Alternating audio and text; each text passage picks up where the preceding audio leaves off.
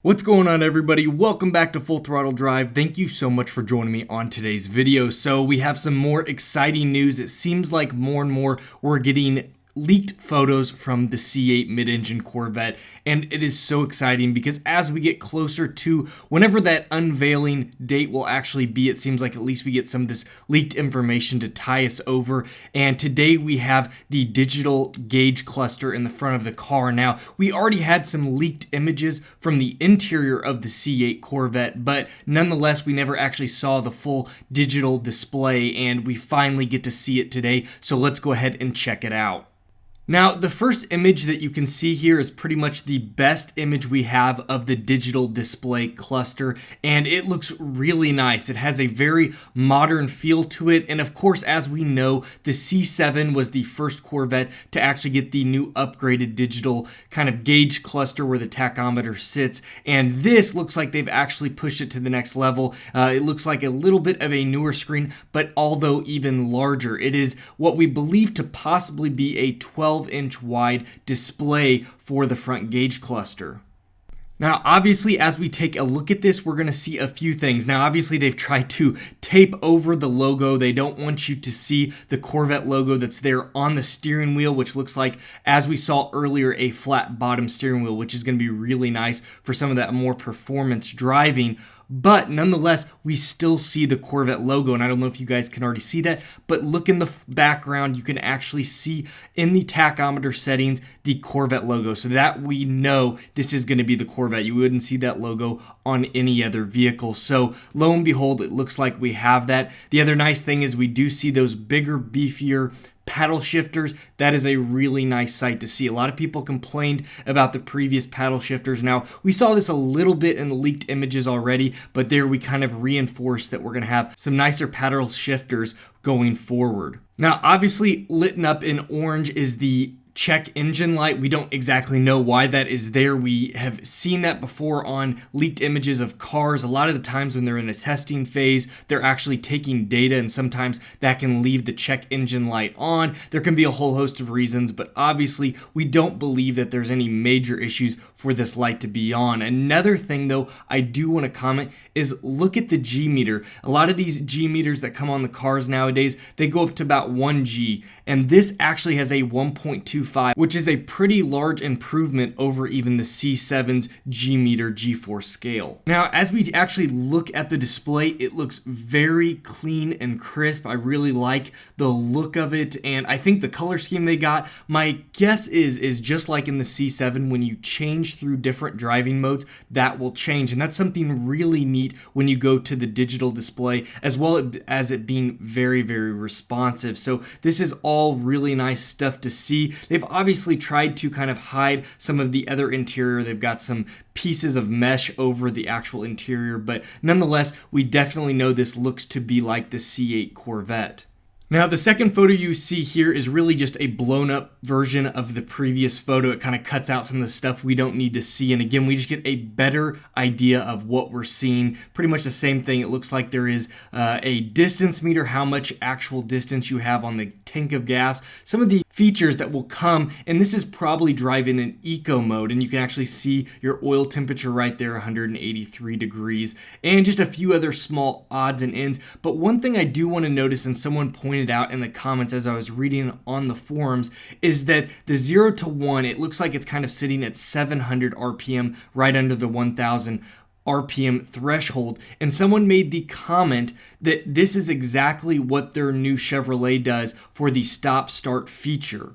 Now, I will say that if this is a feature that can't be disabled, this will be a huge gripe for people, and I do want to be completely transparent. This isn't something we know about, but if this ends up being the case, I think a lot of people will have a major issue with a stop-start feature on a Corvette. Now, obviously, they're trying to go fuel efficient as possible. Even the C7, a sports car dedicated to being a very quick sports car, had fuel-saving measures with the active fuel management and the ability to actually turn off 4 of the 8 cylinders. You could get that car up over almost 30 miles per gallon on the highway with that feature, and nonetheless they're going to do that with this car. But my hope is they don't try to go for that stop start feature. That's very, very annoying, and a lot of cars will allow you to actually disable that, but some of them you cannot, and that I've heard it can be an absolute nightmare to deal with. So I really hope GM and Chevrolet are listening and not wanting to add that feature as standard or a non-turn-offable feature.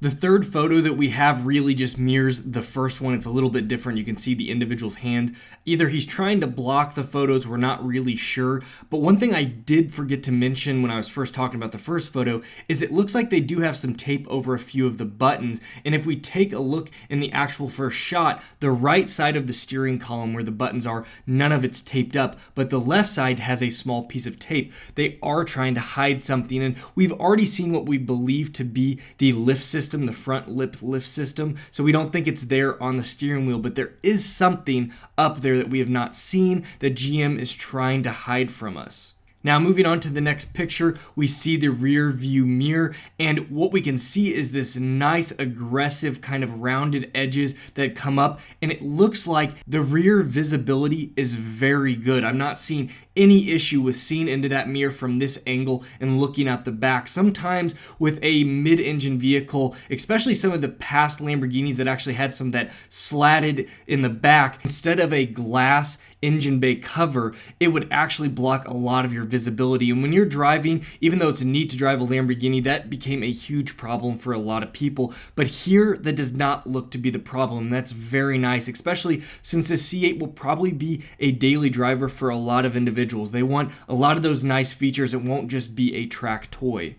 Another nice thing that you might notice in this picture in the background is the column, and it looks like they are using some sort of Alcantara, something that is a very nice quality product to use. It looks like they've used a lot of nice products when building this car. They want to use the elements that are nice. I don't see a lot of plastic, which is nice, and from what we've seen from the interior, the stitching is really nice. We saw that on the steering wheel, inside as well on some of the leaked photos from before.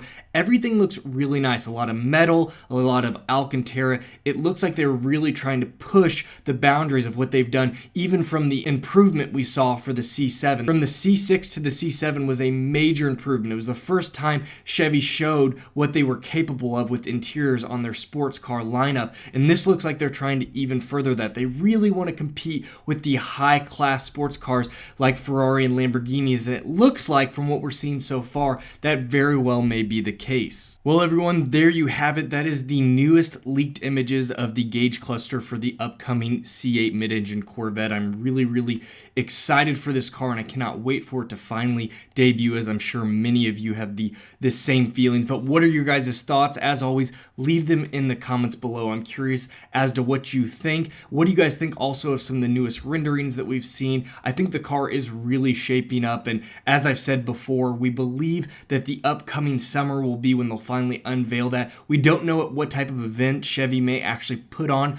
their own type of event. Again, we're just not sure, but production, we've heard, is slated to start in December. So that is really exciting, and it looks like probably the new C8 Corvette is going to be a 2020 model. Now, I cannot wait for this car because I want to order one. I want to own one. I think it's going to be phenomenal, and if everything pans out, that should be the case. Now, when I can get my allocation is a completely different issue, but nonetheless, I do think that it's going to be something I'll be able to attain once I can find that allocation unit. I have an individual that I want to work with, and I'm hoping that he gets enough Corvettes that if I order one, I can get one soon enough, because it would be a great car to have on the channel and share with you guys, especially just being this brand new platform design. I love my Audi R8 so much. I love the mid-engine platform, and I know the C8 will be no different. So everyone, thank you so much for joining me on today's video. If you enjoyed it and found it informative, please hit that like button, subscribe if you are new to the channel. We would absolutely love to have you here.